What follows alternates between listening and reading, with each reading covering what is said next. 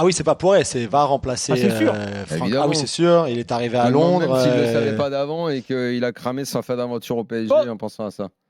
Non, pas aussitôt que ça, Daniel, mais il savait, je pense, que pas mal de clubs anglais, notamment Chelsea, appréciaient beaucoup son profil. Il y a des gens à Chelsea qui sont notamment au recrutement et dans la direction qui sont très fans du football allemand, qui sont très fans de Thomas Tuchel, de Kai Havertz, de Timo Werner, Scott McLaughlin, c'est lui dont je parle, qui est allé les chercher.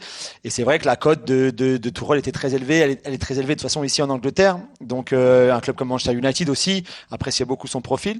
Donc c'est lui qui va remplacer Lampard. Lampard limogé aujourd'hui. On en avait parlé la semaine dernière après le match de Leicester en disant que la pression commençait à être de plus en plus chaude, c'était de plus en plus tendu pour lui, même s'ils ont gagné en Coupe d'Angleterre hier contre Luton, une équipe de deuxième division.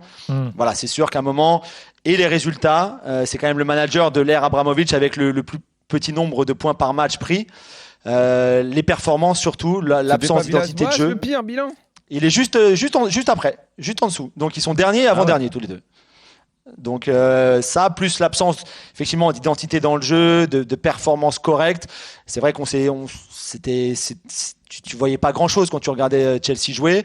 Le fait que Timo Werner et Kai Havertz aussi, même s'ils n'ont pas directement coûté sa place à Lampard, mais le fait qu'il ait jamais vraiment réussi à les mettre dans de bonnes dispositions pour qu'on voit le meilleur des deux, a aussi beaucoup pesé, je pense, dans la décision d'Abramovich, qui a été une décision difficile à prendre. Abramovich, qui, dans le communiqué officiel du club aujourd'hui, a quelques mots pour Lampard, alors que normalement, quand il vire Mourinho, Ancelotti, Conte, Sarri, il n'y a jamais un mot d'Abramovich. Là, tu sentais vraiment que je pense que ça les a embêtés un moment, parce que, par le joueur qu'il a été pour le club, ce qu'il représente pour ce club-là. Mais je pense qu'à un moment, il fallait prendre cette décision malgré tout.